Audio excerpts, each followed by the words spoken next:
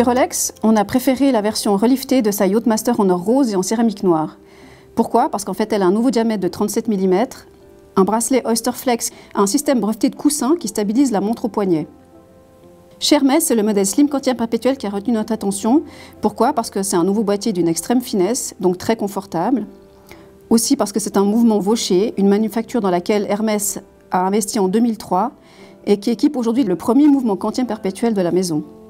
Chez Hamilton, c'est évidemment la montre Ventura, choisie à l'époque par Elvis Presley. La réédition, cette année, dans sa forme triangulaire vintage, reprend vraiment l'esprit de la montre originale portée par le King en 61 dans le film Sous le ciel bleu d'Hawaï.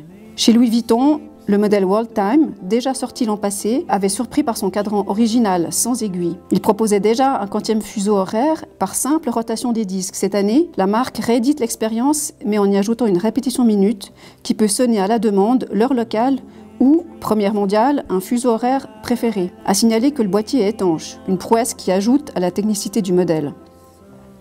Chez Tudor, c'est la nouvelle collection et la nouvelle forme North Flag qui retient notre attention parce qu'elle est sobre, technique, pensée pour résister aux conditions les plus rudes, mais elle est surtout le porte-drapeau d'une nouvelle ère pour la marque, l'industrialisation de ses premiers mouvements maison. La North Flag devient donc la première montre Tudor à être équipée d'un mouvement automatique développé et produit propre à la marque. Chez Hublot, c'est la nouvelle Big Bang Unico Italia Independent. Ce chrono flyback automatique maison est le fruit de la collaboration avec Lapo Elkann, célèbre héritier Fiat et surtout président et cofondateur du bureau de design Italia Independent. Ce partenariat entre Hublot et Lapo Elkann a donné lieu à l'expérimentation d'un tout nouveau matériau, le Texalium. Un nouveau matériau fait de fibres de carbone et une couche d'aluminium. Chez Girard-Perregaux, c'est les 3 ponts d'or qui a retenu notre attention, parce que c'est un mouvement mythique chez GP qui avait déjà frappé les esprits à l'exposition universelle de Paris en 1901. Aujourd'hui, c'est devenu un best-seller.